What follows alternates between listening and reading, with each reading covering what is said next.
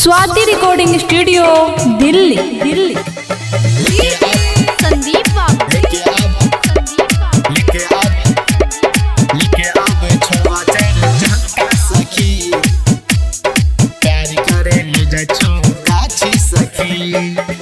मिलल जहिया से पहली नजरिया रोज मिले बोलाबे सिपोलिया रे सखी मिले बोलाबे सिपोलिया। मिलल जहिया से पहली नजरिया रोज मिले बोलाबे सिपोलिया। मजा ले छे भरपूर कहियो रहे छे न दूर, मजा ले छे भरपूर कहियो रहे छे न दूर। कहे लव यू पराची सखी लेके अब छोड़वा चरी चहका सखी। प्यार करे ले जाछो गाछी सखी लेके अब छोड़वा चरी चहका सखी। प्यार करे ले जाछो गाछी सखी। संदीप लेके अब छोड़वा चरी चहका सखी। प्यार करे ले जाछो गाछी सखी। हेगे पहली बेरी भेलो कोचिंग में भेट गे तो ये समा मलाऊ कर ललको सेट गे। हो छो न जवानी ओकरा बर्दाश्त गे कर छो एको रति बेट गे।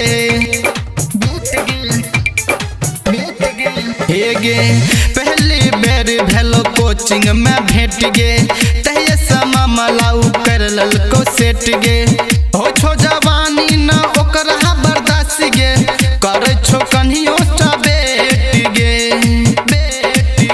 कर रोज रोज बात सुते न छो भरी रात। कर रोज रोज बात सुते न छो भरी रात। कहे घुमा देबो फुलका सखी लेके आबे छोड़वा चरी चक्का सखी। प्यार करे ले जाछो गाछी सखी लेके आबे छोड़वा चरी चक्का सखी। प्यार करे ले जाछो गाछी सखी। संदीप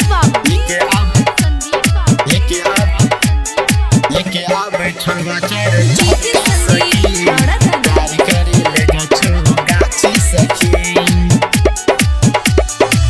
सोना के हमारा रिंग पहनाबे छो केते बताबियो हो ओकर फीलिंग गे।